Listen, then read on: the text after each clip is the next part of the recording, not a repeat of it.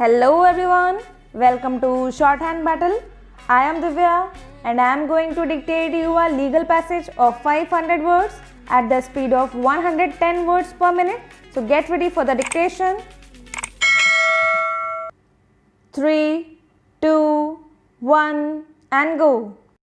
The Honorable Single Judge came to the conclusion that since the Director gives approval for appointing non-teaching staff only on duly created posts and after due process of selection in accordance with the Act and the first statutes of the University, which was in fact not given, and the writ petitioner had not been able to controvert the specific averments made in the counter affidavit regarding the inadmissibility of regularization and payment of salary to him in his rejoinder affidavit. The petitioner was not entitled to reliefs claimed by him.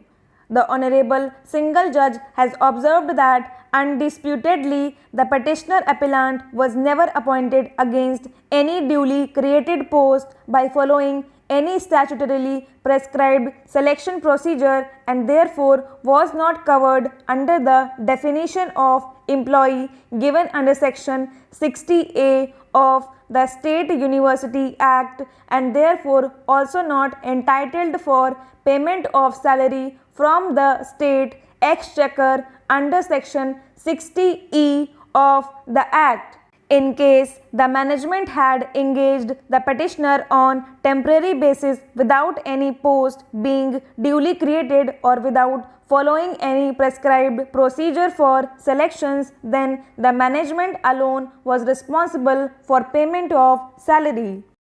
The petitioner appellant before us in this appeal has again reiterated the arguments made before the Honorable Single Judge that his case had been considered on merits by the Honorable Single Judge in his earlier writ petition wide judgment and order dated 11 June 2010, and despite there being a specific direction that in case he was duly qualified and was working continuously, then he be regularized with effect from 2 December 2000. The later writ petition stands dismissed.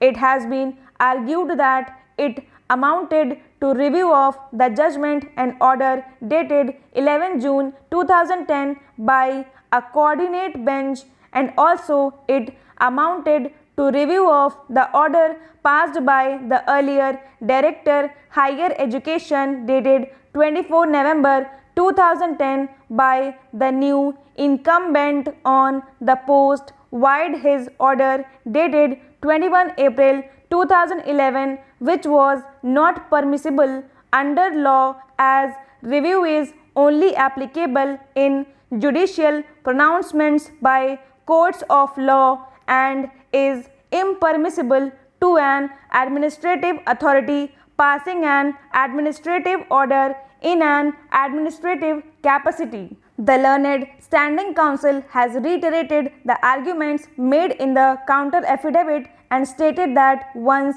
Honorable Single Judge had come to the conclusion on the basis of documents on record that there was no duly created post on which the petitioner had been appointed by the management of the institution by following the prescribed selection procedure under law, the appointment of the petitioner was illegal and therefore he should not be paid salary from the state exchequer. The Honorable Single Judge has rightly dismissed the writ petition and there was no need for interference by us in appeal against the said judgment. Having considered the rival submissions of the parties, we find that there are three issues which need to be decided in this appeal. Firstly, whether the appointment of the petitioner was merely irregular and not